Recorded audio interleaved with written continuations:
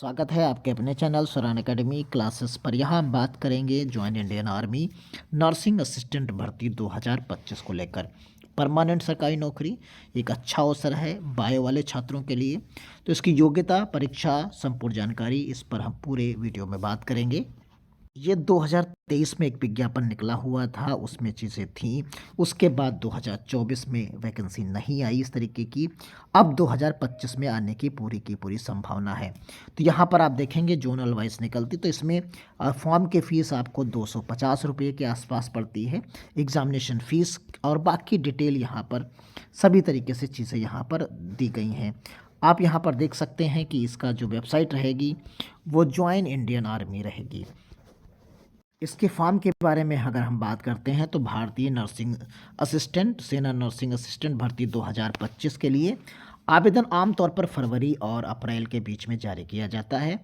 और यहाँ पर ये मीडिया और बाकी चीज़ों के बारे में से अनुमानित समय की अगर हम बात करते हैं तो आवेदन इस फरवरी मार्च में 2025 में ये उपलब्ध हो जाएगा। तो इसके आसपास होगा भर्ती रैली और उसके बाद लिखित परीक्षा जुलाई अगस्त में और परिणाम आपका सितंबर में आ जाता है।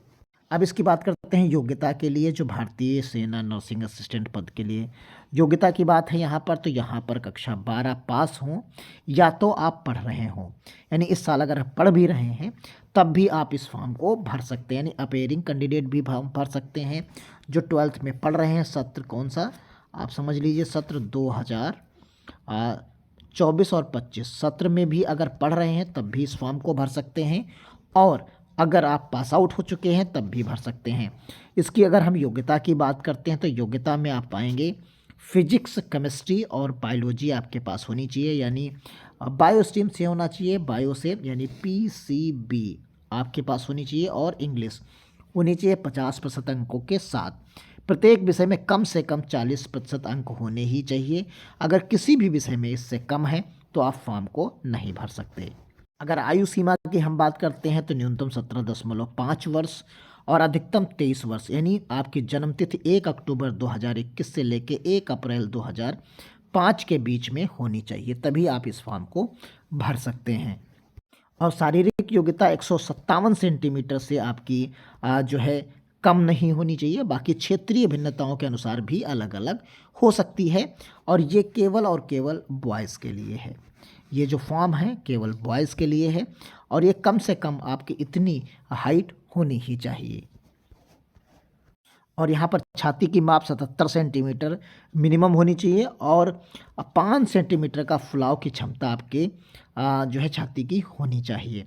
तो अगर डिफरेंस फुलाने पर 5 सेंटीमीटर का आता है तभी आप योग्य माने जाएंगे। इसमें फिजिकल टेस्ट की अगर बात की जाती है तो फिजिकल टेस्ट के रूप में आपको 1.6 किलोमीटर की दौड़ 5 मिनट 45 सेकंड में पूरी करनी होती है। अगर हम लिखित परीक्षा की बात करते हैं तो बायोलॉजी, केमिस्ट्री, फिजिक्स, मैथ्स और जनरल नॉलेज से क्वेश्चंस पूछे जाते हैं। टोटल आपके जो है 200 नंबर का जो है ये पेपर होता है, यानी कितने नंबर का, 200 नंबर का ये पेपर होता है, और प्रत्येक गलत उत्तर पर 0.5 अंक आपके काट लिए जाते हैं। तो यानी 1/4 इसमें मार्किंग रहती है। यहाँ पर जो है यहाँ पर आप देखेंगे 0.5 अंक आपके काटे जाएंगे, और यहाँ पर जो टोटल मार्क्स हैं वो आपके रहेंगे 200।